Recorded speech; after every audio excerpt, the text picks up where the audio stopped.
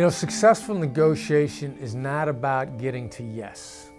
It's about mastering no and understanding what the path to an agreement is. Now, people are constantly trying to trap us by getting us to say yes. I mean, we get hammered on this every single day. Lawyers actually have a term for it. They call it cornering.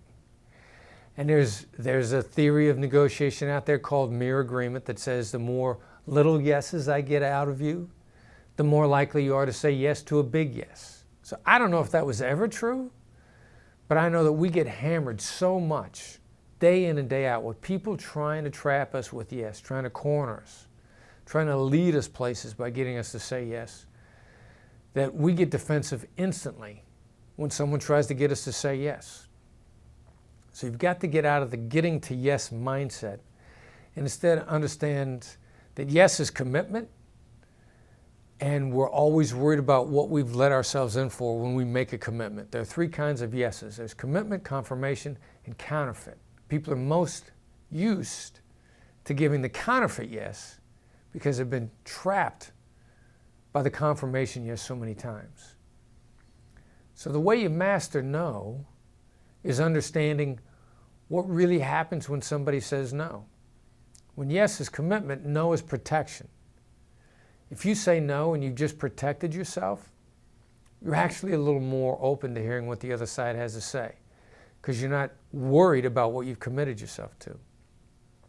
So you can take most questions that are designed to get yes and simply turn them into the same question where the answer is no and it gets you to the same place. If a boss gives an employee an impossible task and the employee says, well, you want me to be successful, don't you? Well, that's pushing for a yes. The flip side question to that instead is, do you want me to fail? It's stunning what people are comfortable saying no to. So first of all, understanding that you can use a no to make somebody feel protected and a little more open-minded to hearing what you have to say. Now the second move after that is, what do you want them to say next?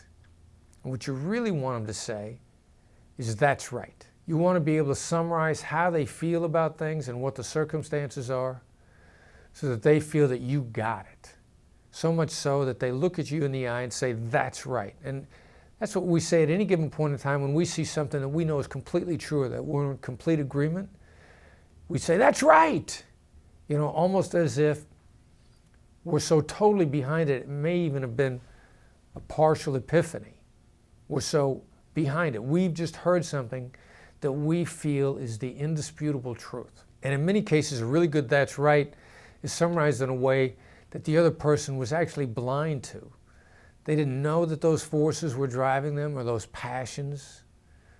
But when you say it to them, it creates an epiphany on some level where you pointed something out to them that's true that they didn't even realize.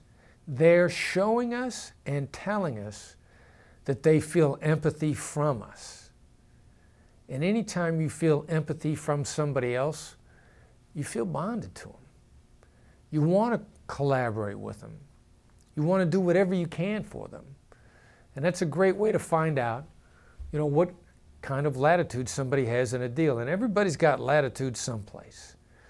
What you want to do is put people in a position where they feel connected enough to you, that they're willing to collaborate with you. They're willing to show you the things that they were scared to tell you about before.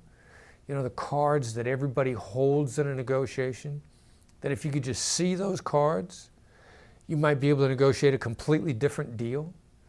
Well, that's where this entire approach is really going, because everybody has cards they're not showing in a negotiation. Everybody. And if you could get the other side to show you those cards, we call them black swans, the little things that make all the difference. If you can get them to show you the black swans, to reveal those black swans, then you can probably make a better deal than you ever had in mind.